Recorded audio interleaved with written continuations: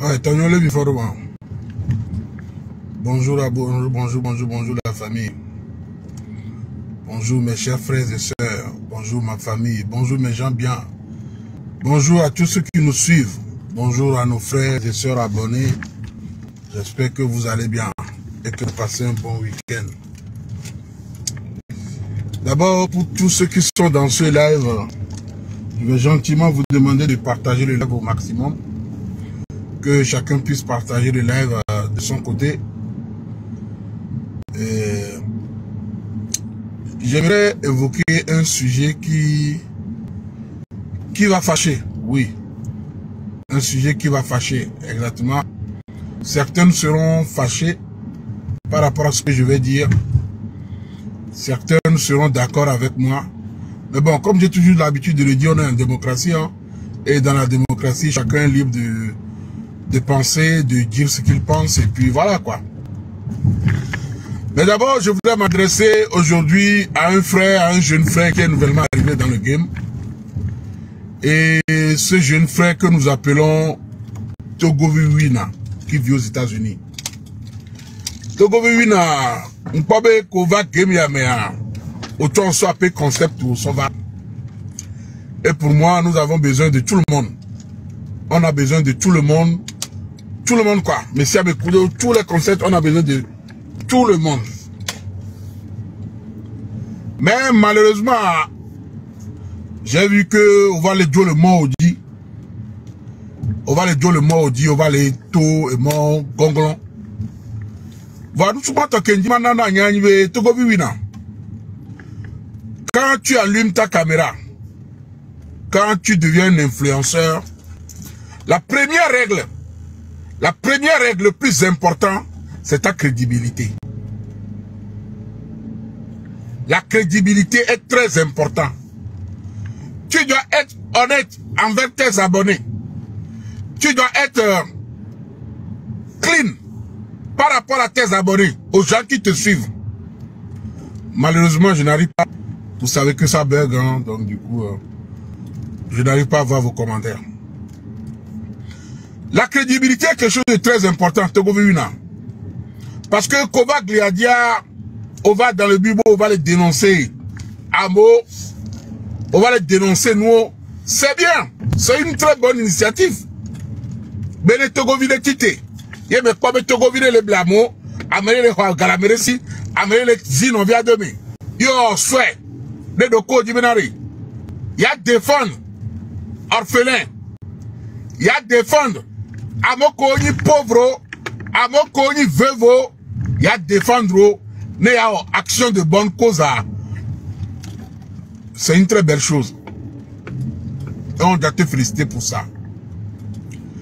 Voilà affaire Habib Benya qui va nous gladier au joueur Rodea. 2 fois tu as zaï. Deux fois de suite tu as zaï. La première fois c'était par rapport à l'histoire d'Habib. Kafla. Nous on les défend. Amoko Omdonusion. Amoko Bao. On les défend. Alors on va dénoncer dans nous. Voyez, on va c'est Habib Benyawa. Benene Habib Hogalamosi. Béa Romanamo. Soit il y a 2 solutions. Soit tu dénonces, soit tu te tais. Le point est dit c'est Habib. Yé matin de nous moa. Tu te tais. On l'a bon. On l'a tassé à Moko, on l'a réglé Nebenya. Ou on l'a géré à leur façon, à leur niveau. Comme il leur semble. On sait combien? On l'a tassé, mais on l'a géré. De leur niveau, à leur façon, à leur manière, comme il leur semble. Voilà. Quand d'abord, on y avait à Habib Benya. Au bout d'un peuple a dit. Ce qui est très malhonnête de ta part. Au bout d'un moko, si on regarde. À moko, on le CVV. Yo là avec garçon depuis des années. Benare. Ola Romana yo la doa yo vode. Yam le blabi business, yo business ça concerne lui et ces gens de business. Et on est d'accord. Voirez. amoko si me galebe la romano aba evode boa me omjo chon et gatafion et otobobi na keyon pobo on l'a dénoncé nous la supporter peuple que les doya que soit ganabe aba evode rogavo omjo et a bible diadio le lome va gadio le sibi be gam le il a les moyens il pouvait rembourser à ces gens ya me va les familles au batrava si caméra pas encore me. Là, tu m'as vraiment déçu et je pense que tu as déçu beaucoup de Togolais. Et je pense que même on a color lève à grand-mère. Commentaire comme nous, tu savais que tu as fait une très grosse bêtise. À me soubom d'accord coup. Presque 80% na mo d'accord coup d'eau. Et on kaka nyavayi. Deuxième fois, arrestation de Natacha. Oh! Les tout toi, mais mi va laisser aura 2 millions. Raoul a 200 000. Raoul a Kafla, au moins, et un tomac blanc. Quoi ben nous? 200 000. Et un toc que nous blanc. Il a pas, Raoul Moumou, a finalement, nous pas blé regarde. Au début, il a supporté, mais après, il a dénoncé. Il a dénoncé. Il avait bloqué avec regard. Si tu veux pas les nyabe, on va les glober, mouya me voit glober taolo. On te que nous glober 2 millions. On 2 millions la Bible si. Yembouta me kaka ma benare. Donc avec bébé blogueur, oh, mi jeune comme qui te au ni blogueur. Alors mi influenceur. Au lieu de soutenir le peuple, mi avait pas d'autre comme mi kaka encore. Au lieu de soutenir le peuple, la population affamée, la population escroquée, le peuple à qui on a pris leurs sous pour leur faire un soi-disant visa. Quelqu'un a pris l'argent. Et toi qui prétends être influenceur, qui défend la cause des orphelins. Parce que quand tu es venu sur la toile, tu as dit, tu es venu pour défendre et dénoncer les choses. Si quoi, on t'a podo kokorenko. 2 millions, 2 millions, 2 millions, 2 millions. Oh, 2 millions. La Bible si, a son en vidéo, ne a zito goviko, oh, galwasia, ya zio de to. Oh, amenye, togo wina. E o venavi, e no kuta yo don korobe togo vi, o don korobe wina. Yo nto va trobe ni togo wina. Wagba omle onu si ame ewi na nenore. Mi atron kono mi ayo be togo bi kila. Ah oui? Oui na ya mo ba sokudo. Ba kila e sokudo. Parce que no vi o matin no CVV. Au même moment ko le CVV a o to be le hoga so le du. Le wa ben komi, to ba le zoom, wa be yin influenceur. Oh. Blogueur avec 1 million, blog avec 1 million non. Blogger, et nous t'en prenons. Blog avec 1 million, non, à peu près. Ok, toi, mais et ok, les enfants, alors comme la sio. D'amignere, à bon matin, à si bétoé. Pour tomber à comme nous qui la sio. On le fait. Yo, le caca américain. Non, vieux que le Togo va n'y le doya. Ame que le Togo, les Adoulou, ils tirent 3 fois par jour. Elle est compliquée, là, mais le Togo bani badi. Yo, les Américains bani badi. Ya me faut pas que le Togo bani badi. Les doya. Oh, que l'Amérique yo la défend, non, vieux que le Togo a. Oh, balé, regardez, t'as les roues. Oh, et attends. Anu America, anu Bible, doit make le Togo ni wameno. Mais avant de voter à visa ya, yo rebega. Donc America au col le kekewa. A moi pour pas regarder si, ne a ça du Bible. Il y a trop si Togo viko, les situations très difficiles mais. Hein? Situation très difficile. Non vu au col l'homme. Oh les situations délicates mais. Au lieu de les apporter ton soutien, kafla, namere o romana o chayo do va yovodia. Mais quand il veut dire le bureau, il veut dire agneau. Tout le monde veut venir. Et Victor Pegel dit à deux, veut venir là, il veut dire. Pour me dire que il veut dire, il est quand il veut venir, mais vers, mais toi, mais à matin, oh là, il veut dire là, il est au Togo Vivina, qu'il est censé, mais à protéger nos vies, ou qu'il est censé, pour apporter ton soutien en tant que un Togolais vivant dans la diaspora, plus précisément aux États-Unis. Et nous, Gogo, va Amérique, on prend des questions de Benari. Les Américains, les fonctionnaires, les mauvaises mentalités, les mauvais sous-soumis, il y a la même chose, les bébés. Mais pourtant, tu es prêt à soutenir le mal, à enfoncer tes propres fers pour les soutirer dessous et les faire passer. On y a fait que Mela Sebe et Taola Saniba et Nora Doga. Mais avant, il va dire. Et Taola Saniba et Nora Doga, Benare, à Sava, il va dire. Il y a Merela Hogawa la Sion. Wakamera Hogala Siwa. Et nous la Sion la pour nous parce que dans ce mot. Yovo Daka Omudo. Et Gata Ombahoyon. Tu perds 2 fois. Ne gaëta au coup no over doigt. Et que Misson a biba fion. Voita au coup no le obligé. Bon la rembourser. Et qu'au doigt. Et leur double perte. Et qu'au doigt fion. On l'a tout remboursé. Et Kabadi Gabou. Nos 2 millions. 2 millions à Fion.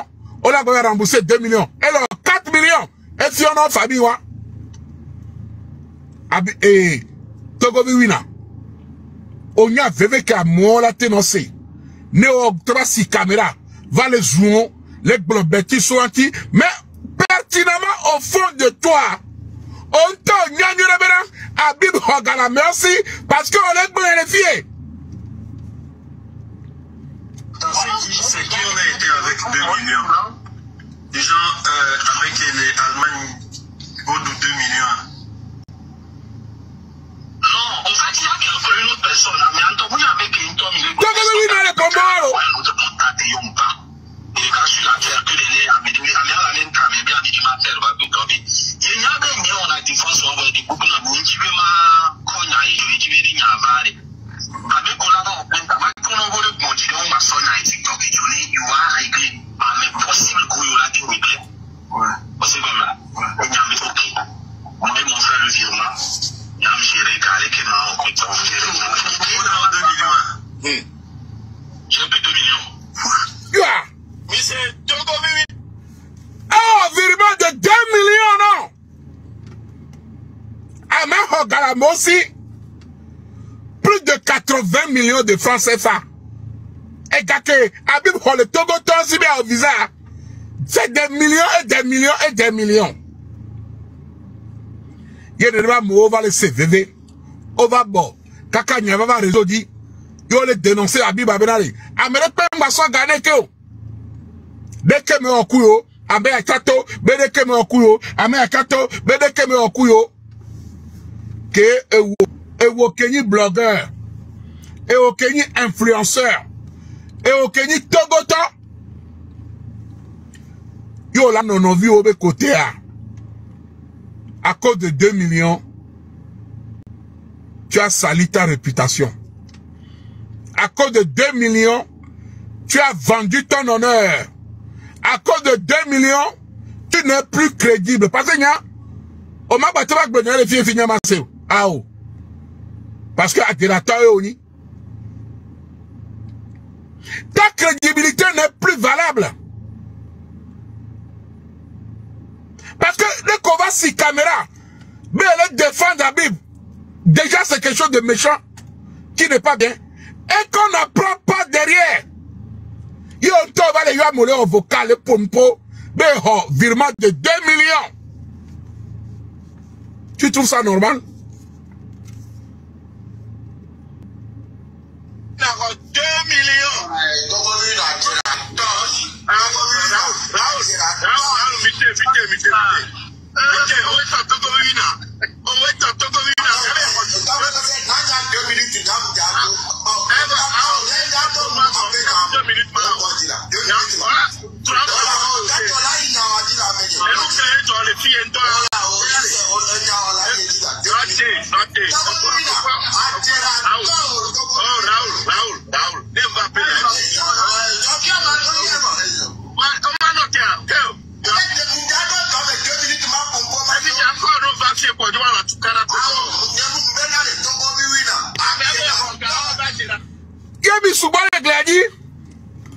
Parce que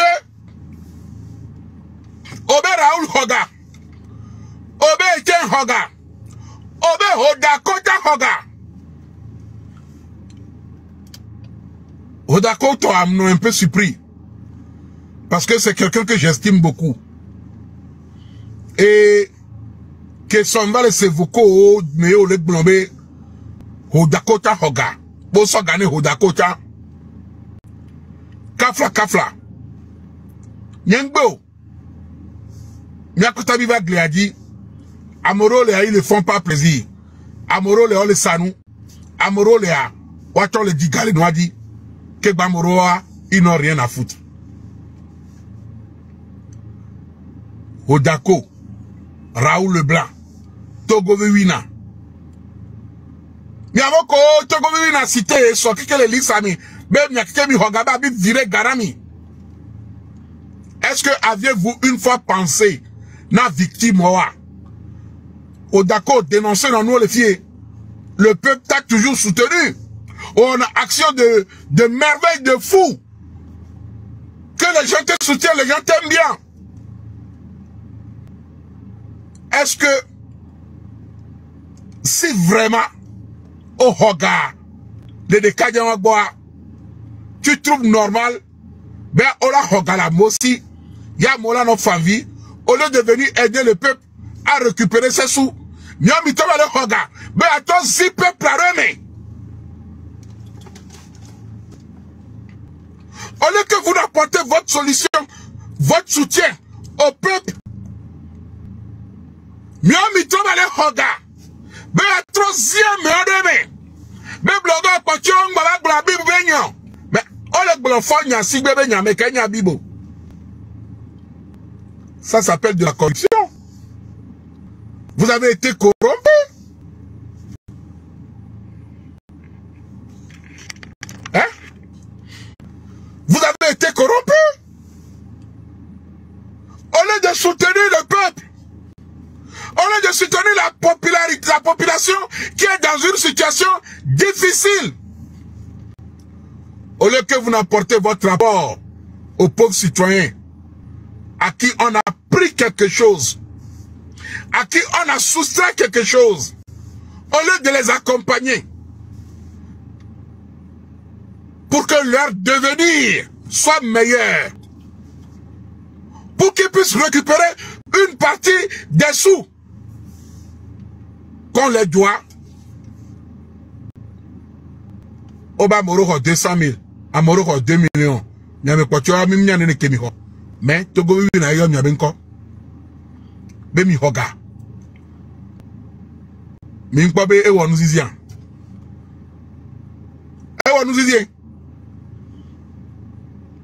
Ameke togba le pireni Togo Viwina.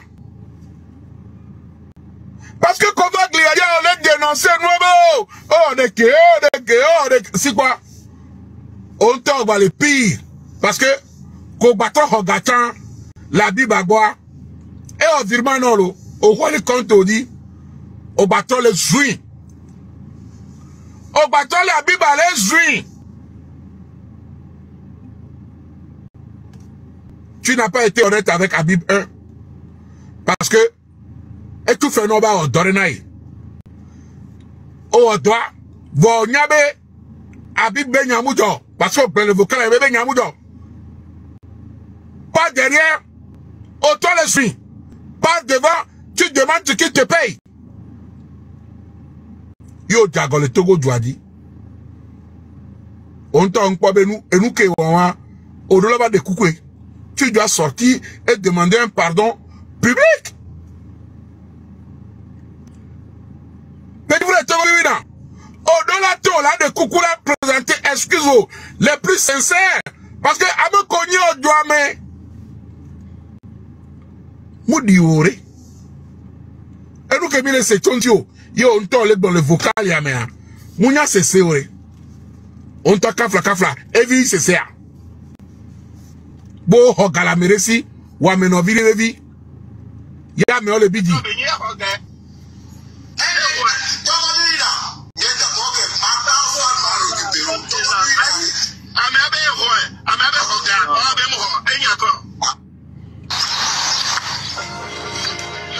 Et nous,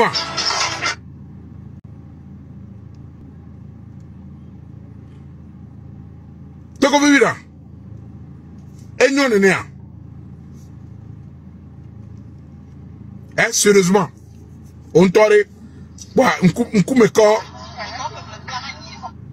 corps la batte d'eau.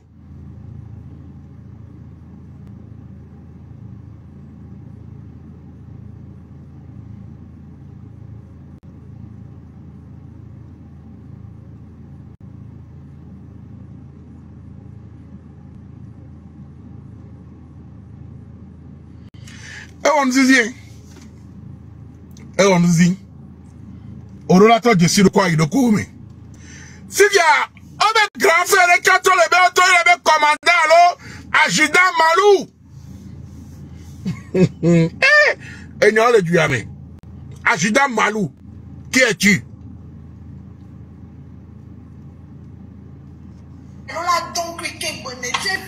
Mais c'est adjudant Malou, Venyera. Ton bureau là-bas. Adjudant Malou. Donc tu es dans ton bureau là-bas pour libérer les gens maintenant. Mais à mes sont les prisons, on a des métaux là, toi, mais à Boking, voilà, des sont tous les Malou. Adjudant Malou. Et nous? Ça va, fiston? Oui, papa. Eh, t'as porté ton maillot du Bénin? Oui. Tu as joué au foot? T'as fait quoi? Une pierre, c'est du quartz. Ok, mais fais attention, tu blesses pas, hein? Oui, je vais la ramener pour la collectionner. C'est parce qu'à l'intérieur, on dirait du diamant. D'accord. Mais tu fais attention, tu ne le balances pas sur la voiture des riverains. Hein? Allez. Oba Mereto Ajida Malou le lomé. Et on a dans les berry. Ajida Malou. Bissé. Ok, voilà, des sont tous les prisons à Malou. Ajida Malou. Arrondissement Kébé oratoire, ma minam là. Ah, minam arrondissement Kébé oratoire là. Yo, obéito, sûreté. Ah. Ajida Malou. BRI yo oratoire là. Ajida Malou, obo le BRI o les sûreté. Donc on est à mon les fous moi. On l'a libéré, on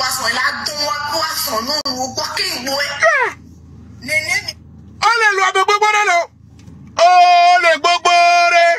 Mouya Juda Malou le Kayo! Oh, non! Ajuda Malou, toi, il n'y a pas de pas Ajuda Malou. Oh, souk-bon le loabe, en quantité. Oh, les tita! Oh, les soja! On les dit directeur de société, on les dit cadre, on les et nous qui fonction publique comme nos bureaux ben doréa. On a ben la mort que voilà son poste ya non. Nos belles dit doigt, on a ben à Kiata, nos devons nous d'administrative, on a ben no que côté ora. Il va wana o, on daoule docteur la benos zerika. Et wo soja. Que juré. Benare, il y a des fans éduqués, mais il y a servi peuple là. Il y a des fans joués avec drapeau. Si c'est au commandant et adjudant Maloa, non là, va tout le bas. Oh, tu vas tourner un peu de menace, il n'a tourné, mais il a été libéré, mais il a libéré. Voyez-moi. Oh, adjudant Malou. e nyare ka kele bia imrare na le nyonu obetu ye wa shida malu obe gra nyonu obe kegbe la libere wa ya mo li kube na ware no ve le nu su ya so tuare obiara wa jabe ya mo mi teme na wa bia bia elo ashida malu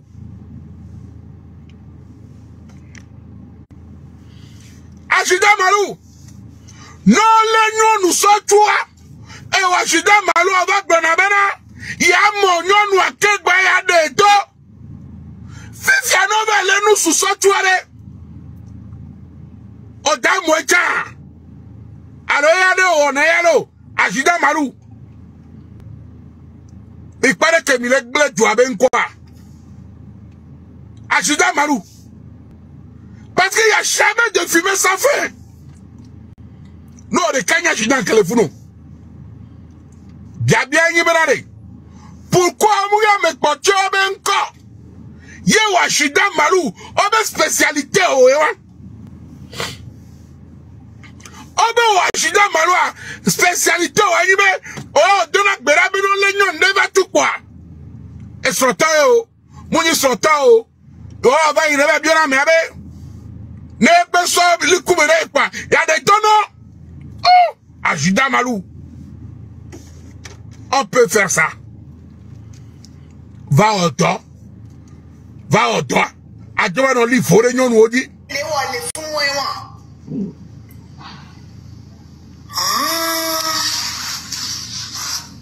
Obare ka bibu le jina na wa. Abibu obare ke le jina na wa. Les filles au foyer là. Il n'y a plus à faire le... On lit déjà avec copain ils sont tout. Si c'est pour libérer le copain, on est tout des bénas qui veulent libérer le copain. Non là donc qui bonne tu es vicieux. ah C'est ce que tu fais. Fivia ole gbomi ni nyamena ko ashida biba no le nyonu ova egbon nyonu obe la mo no ve nyinu suyo le o tu le furu ashida biba la bia o ne ajanvi ova ela bia janvi o be ne so de karaya il a non la libéré o. C'est comme ça que tu travailles. Et tu as mauvais temps balé. Yema wo kaka onya ashida Fivia obo ashida biba ashida malwa mi anta mi sero Dans ton bureau, on lit déjà avec copain ils sont tout. Si c'est pour libérer le copain, on est tout des bénas qui veulent libérer le copain. Non là donc qui bonne tu es vicieux. You are. Donc c'est ce que tu fais. ashida malu o le nu souvia surtout o to la proposition na nyon nou via bena ke gba e la libérer nous souvia ye do la mo nyon nou via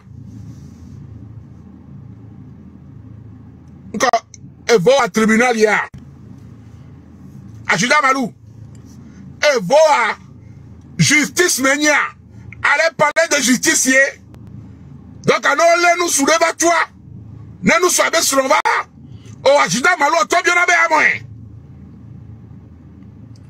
malu eh yon gbogbo ibole lo ame yo bo ni ashida o ma le civile apa keke a li tenu o ma no pro lenjo asi deodorant asi parfum asi rafo pao ma no dazo pro enye ma tenya sigbe nenya mu ni soja le Togo yo kakamu igada ashida balo afokpa nyanta de mela danazo yo tenir elle a corps madame tenue sur moi 7 tenues différentes tous les jours madame la tenue bien repassée bien pliée d'odorat parfait on a nos clean au matin dia sinon le modi belagbe même no badi soja gbangba bi on gbado galangari ne tenue que molé ye me corps yo tiaro tenir le propre lendio o le hoyere o nyonu ko la di me lagbe pifia wa ashida malwa o la va no tebe no le asaya reba atono mo asaya beson no le pevu vireba atono toda pevu via beson be il a teno la de so atono kekbi me na ya ya papa de kekbi me ashida malu kekbi me hey kekbi me atono bio asaya obe so le kekbi me na ya de oto